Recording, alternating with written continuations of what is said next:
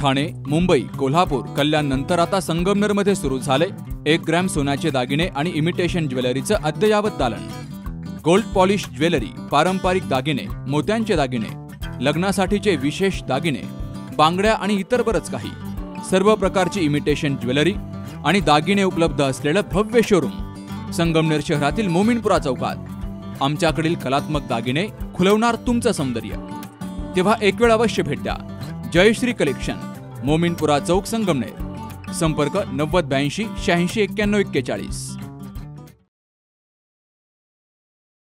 संगमनेर तालुक्यातील पारेगाव बुद्रुक येथील दुकान आणि घरफोडीची घटना ताजी असतानाच पुन्हा एकदा चिंचोली गुरव या ठिकाणी 1 ऑगस्टला गुरुवारी मध्यरात्रीच्या सुमारास अज्ञात चोरट्यांनी धुमाकूळ घालत एकापाठोपाठ 3 ठिकाणी घरफोड्या करत लाखो रुपयांचा ऐवज चोरून नेलाय। तर हे अज्ञात चोरटे झोपलेल्या व्यक्तींच्या चेहऱ्यावर स्प्रे फवारणी करत असल्यामुळे झोपलेल्या व्यक्तींना जागच येत नाही आणि त्यानंतर हे चोरटे चोरी करतात। यामुळे नागरिकांमध्ये भीतीचं वातावरण निर्माण झालंय।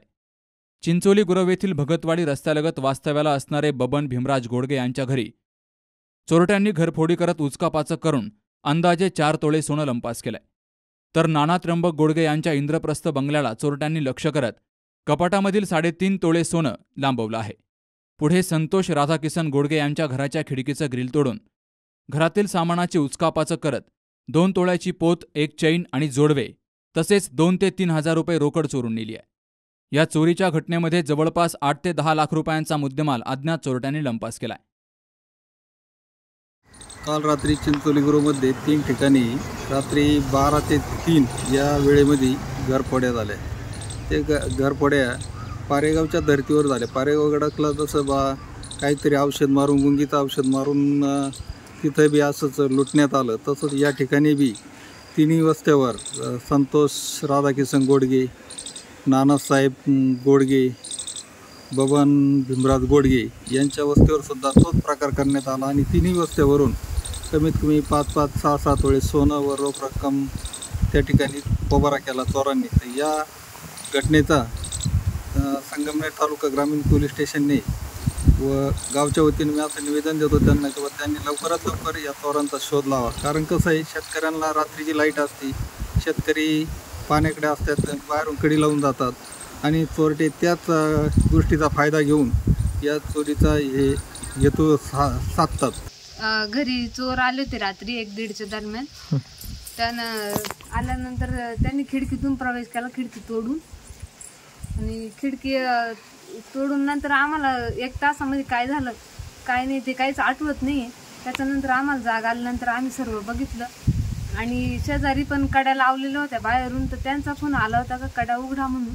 मग आम्ही गेलो तिथं, कड्या उघडल्या आणि मग त्यांना ते सगळे इकडे पळत आले। मग इथं पाहिलं आम्ही तर सगळं हे झालं होतं। माझं काही सोनं होतं कपाटामध्ये ठेवलेलं, तिथं आम्ही झोपलेलो, तरी त्यांनी कपाट उघडून ते सोनं वगैरे घेऊन गेले।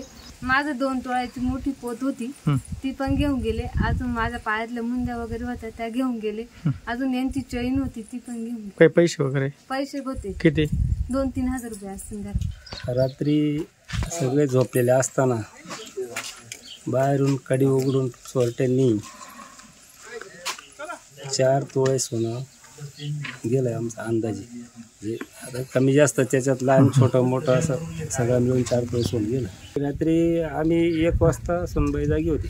सुनबाईने ती परत झोप लागली, तिला परत झोपून घेतला आणि 2 वाजता परत उठली ती चक झोप अशी। उठल्यावर मग तिने पाहिलं दरवाजा उघडा आहे, कपाटाचा दरवाजा उघडा आहे, मेन गेट उघडं होतं ते पाहिलं आणि मग तिने आम्हाला नंतर उठवलं। आम्ही शेडमध्ये झोपलो तिकडे ना, तर तिने उठवलं आम्हाला। मग ते आम्हाला सगळं फोन फिरवले, चर्चा झाली सगळं तोपर्यंत। त्याच्यानंतर मी 2 वाजता 1-2च्या दरम्यान मी त्या पोलिसांना फोन केला संगमेश्वर तालुक्यातले, तर त्यांनी फोन नाही उचलला। मी मग 100 नंबर डायल केला आणि फोन नगरला लागला आणि मग त्याच्यानंतर ते म्हटले की मी 5-1 मिनिटानंतर मी संगमेश्वरला सांगतो व अशा ठिकाणी चोरी झालेली आहे, तर तुम्ही त्या ठिकाणी जावा असं। मग त्या ठिकाणी मग इथं आलते नंतर मग पोलीस अनिल बबन गोडगे चिंचोली गुरव आणि नानासाहेब त्र्यंबक गोडगे आणि एक संतोष राधाकिसन गोडगे। नानासाहेब गोडगे यांच्या इथं साधारणतः 6-6.5 तोळे असेल, आमची इथं 3-3.5-4च्या दरम्यान असेल, म्हणजे 3.5-4च्या दरम्यान असेल। आणि संतोष राधाकिसन गोडगे यांचे तर 2.5 तोळे सोनं एवढं लंपात झालेलं आहे, इथून चोरी झालेली आहे. हा असं तोंड इथं स्प्रे मारले. आणि वहिनीने ज्या टायमाला उठायचा प्रयत्न केला त्या टायमाला मला असं 5-10 मिनिटं हली होते, त्याच्यानंतर सुद्धा जाग नाही आली. म्हणजे डायरेक्ट त्याच्यानंतर जाग आली तर मी उठून बघतो तर नुसतं पळतो इकडे तिकडे कुत्रे भुकतील तिकडे त्या दिशेने पळायला लागलो. व चोर इकडे आहे का काय इकडे खालती रात्री का? हा रात्री. आणि त्याच्यानंतर मग मी पोलिसांना फोन केला. परिसरामध्ये वारंवार अशा प्रकारच्या चोरीच्या घटना घडत असल्यामुळे पोलिसांच्या कार्यक्षमतेवर देखील प्रश्नचिन्ह निर्माण झालंय. पोलिसांनी या चोरट्यांचा शोध घेऊन आम्हाला योग्य तो न्याय द्यावा अशी मागणी सामाजिक कार्यकर्ते विजय गोडगे यांसह ग्रामस्थांनी केली आहे. रात्रीची 1:30च्या टायमाला थोडे पाण्यात आले खिडकी वाटा, पण घरचे म्हणून पाहिलं नाही लवकर वेळेवर. 3.5 तोळे सोनं गेलं. पैसे नाही गेले, पैसे नव्हतेच, पैसे गेलेच नाही. आणि गंठण होतं, राणी हार होता 1.5 तोळ्याचा आणि कानातली जुबी होती. फोन केला ना त्यांचं मग पाहिलं, अरे आमची वहिनी. मग शेजारच्या 3 दरवाजे लावले होते, त्या माणसाला बाहेर निघता नाही आला. दुसऱ्या शेजारच्या लोकांचे शेजारी म्हणजे चोरी करून बाहेर गेले, दरवाजे लावून घेतले का? 1000 फूट अंतर आमचा. शेजारी 2 घर आहे, 3 घर आहे ना, एक घरात केली 2 घरात दरवाजे लावले 3 बाहेर. त्यांना बाहेर निघतच नाही आला ना. आम्ही फोन केल्यानंतर ते जागे झाले, ते म्हणे दरवाजा कोण लावला बाहेर.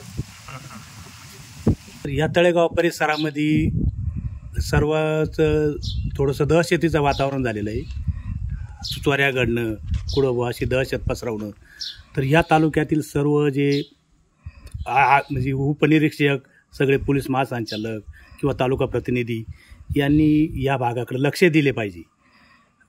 म्हणजे कुठली बी शेतकऱ्याला जरा दिवसभर काबाड कष्ट करतो, झोपतो, ते त्या दहशतीतून जरा त्यांनी लक्ष घातले पाहिजे, एवढं माझी विनंती. सोनं त्यांनी चोरून नेलं तर पोलिसांनी याचा लवकरात लवकर तपास लावायला पाहिजे. श्वान पथक आणून, फिंगरप्रिंट घेऊन किंवा संशयित तुम्हाला कोण वाटतील त्यांना लवकर तपासात घेऊन, किंवा तुम्ही आपलं हे मोबाईल लोकेशन काढा की ह्या रात्री टावर लोकेशनमध्ये किती मोबाईल आले. आणि एकाच ठिकाणी नाही तर इथं मला 3 ठिकाणी चोरी झाली. तर जवळजवळ रात्री 10 ते 12 लाख रुपयाची चोरी झालेली. तर पोलिसांनी याची लवकर काळजी घेतली पाहिजे. कारण जरा एका गावात जर अशी 10-10 लाख रुपयाची चोरी होत असली तर शेतकरी तर सगळं हातावर चाललेलं आहे. त्यावेळेस पोलिसांनी याचा लवकरात लवकर तपास लावा. यावेळी घटनास्थळी तालुका पोलीस ठाण्याच्या वतीनं पाहणी करत पंचनामा केला गेला. श्वान पथक आणि ठसे तज्ज्ञ पथकाला देखील पाचारण केलं गेलं. या अज्ञात चोरट्यांचा लवकरात लवकर शोध घ्यावा अशी मागणी या ग्रामस्थांनी केली आहे. Dattatray Gholap, C News Marathi, Talegaon Dighe. काल आमच्या किटी पार्टीमध्ये मैत्रिणी विचारत होत्या, फर्निचरसाठी तुझा चॉईस समर्थ फर्निचरच का? कारण समर्थ फर्निचरमधील 70% फर्निचर हे त्यांच्याच वर्कशॉपमध्ये बनवलं जातं. आणि म्हणूनच समर्थमधील फर्निचर हे मजबूत आणि लॉंग लाईफ आहे. आणि किंमत मार्केटपेक्षा रिझनेबल.